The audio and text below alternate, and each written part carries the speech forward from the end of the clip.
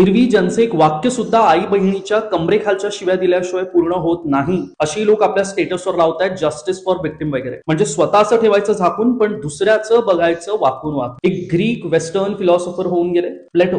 त्यांचं एक फार सूचक वाक्य that the state is individual writ large. राष्ट्र किंवा समाज हा तितकाच भला आणि तितकाच चांगला असू शकतो जितका चांगला आणि भला तिथला प्रत्येक इंडिव्हिज्युअल म्हणजे व्यक्ती आहे. जेव्हा आपण बोलत असताना आपली भाषा इतकी मिसोजिनिस्टिक आहे, how do you expect the entire nature of the society to be. म्हणून प्रश्न पडतो की आपण आज मोर्चा काढला म्हणून उद्याचे प्रॉब्लेम्स याने संपतील का? When we are ready to do anything from candle march to the buns, but we are never ready to do the introspection, is the problem ever going to go up? You must have seen people bashing the feminism for every little thing. Have you ever read any feminist work in your entire lifetime? While we are ready to fight the society, are we ready to fight the evils within us? Let me ask this question not just to every guy watching this, but to every girl watching this too. Have you ever read anything return by any feminist? त्या स्त्रीवादी लेखिकेने किंवा लेखकाने लिहिलेलं काहीतरी आपण कधी वाचलंय? आपल्याला किमान एका तरी फेमिनिस्ट लेखक किंवा लेखिकेचं नाव तरी ठाऊक आहे. And we talk about fighting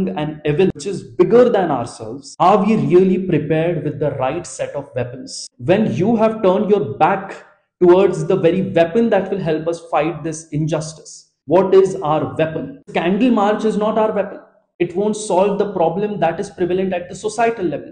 When we go out with a candle in our hand, आपण आपल्या स्टेटसवरती काहीतरी लावतो, जेव्हा आपण याच्याविषयी पोस्ट करतो, we are only addressing an incident, which in this case is Bengal incident. We are not addressing the root cause of it. Nothing is being changed at the level of the individual. How do we expect the society to change?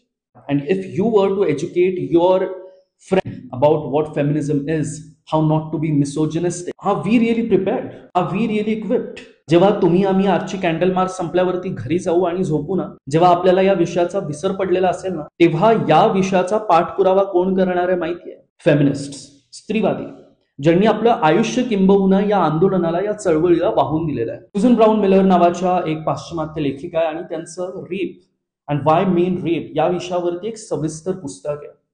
ते सांगितलंय that pleasure is not even the remote motive. The motive is to keep women under the check. Rape करण्यामागचं कारण आहे की स्त्री समाजामध्ये पुरुषांबद्दलची भीती तयार ठेवणे. प्रश्न असा आहे की जर आपण लॉंग टर्म याच्यावरती सोल्युशन तयार करायला आणि शोधायला आणि ते इम्प्लिमेंट करायला तयारच नसू, तर we are going to resort to the knee jerk reactions like the India bandh or to the candle marches every now and then. Guess what this will do? याने फक्त त्या इन्सिडेंट वरती तोडगा निघेल, पण याने त्या पूर्ण इश्यू वरती कधीच समाधान निघणार नाही. As Plato said that the state is individual writ large. Let us reform ourselves before we really talk about reforming the society. Once we will have our own weapons ready, believe me, we will be able to fight this evil in a way better way. आशा करतो की हा message तुम्हाला सगळ्यांना पटला आणि आवडला असेल किंवा आवडला असेल तर तुमच्या मित्रमैत्रिणींपर्यंत पोहोचवून या मेसेजला आणखीन पाठबळ देण्यासाठी माझी मदत करा. भेटूयात पुढच्या व्हिडिओमध्ये. थँक्यू.